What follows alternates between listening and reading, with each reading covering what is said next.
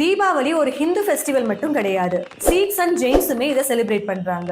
But அதுக்கான reason தான் ஒவ்வொரு இடத்துலயும் மாறுது.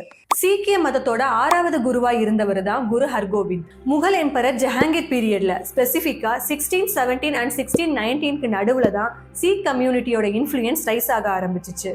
அப்ப கிரியேட் ஆன பொலிட்டிக்கல் டென்ஷனால எந்த தப்பும் செய்யாத 52 இந்து மதத்தை சேர்ந்த அரசர்களை ஜெயில போட்டாங்க. அப்ப இவங்க கூட சேர்ந்து குரு ஹர்கோபிந்தும் மிஸ்டேக்கன்லி உள்ள போறாரு.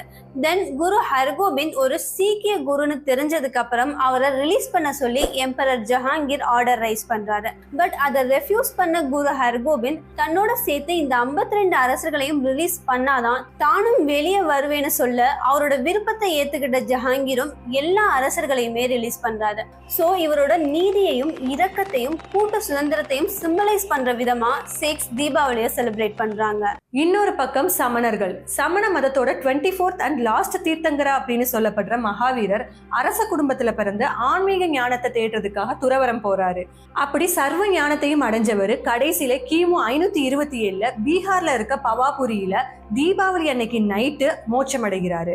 அதாவது சமணர்களை பொறுத்த வரைக்கும் இறப்புல ஆத்மா மறுபிறவிக்கு போகும்னு, ஆனா மோட்சம் அடைகிறப்போ ஆத்மாவுக்கு மறுபிறவி இருக்காதுன்னு சொல்லப்படுது. சோ சமணர்கள் தீபாவளிய மகாவீரருடைய ஆத்மா பிறப்பு இறப்பு சுழற்சியில இருந்து பெர்மனண்டா விடுதலை அடைஞ்ச ஒரு புனித நாளா கொண்டாடுறாங்க.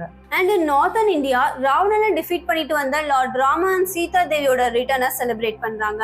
பெங்கால் பீப்புள் காளி தெய்வத்தை வணங்குறாங்க. And of course in southern India and Nepal நரகாசுரனை கிருஷ்ணர் வதம் பண்ணனால தீபாவளியா கொண்டாடுறாங்க. அண்ட் ஆல்சோ பால்கடல்ல இருந்து வந்ததா நம்பப்படுற காடஸ் லக்ஷ்மியோட பர்த்தையும் இந்த ஃபெஸ்டிவல் குறிக்குது. இங்கிலாந்துல கூட லேசஸ்டர் சிட்டில தீபாவளியை செலிப்ரேட் பண்றாங்க. சோ தீபாவளியை உலகம் முழுக்க இருக்க 800 மில்லியனுக்கும் அதிகமான மக்கள் செலிப்ரேட் பண்றாங்க. அண்ட் இது இந்தியாவுக்கு வெளியே ஒரு முக்கியமான கலாச்சார நிகழ்வாகவும் மாறி இருக்கு. செலிப்ரேஷனுக்கு ரீசன் வேற வேறையா இருக்கலாம், but the core point is same, happiness and new beginning. So we wish you a happy Diwali.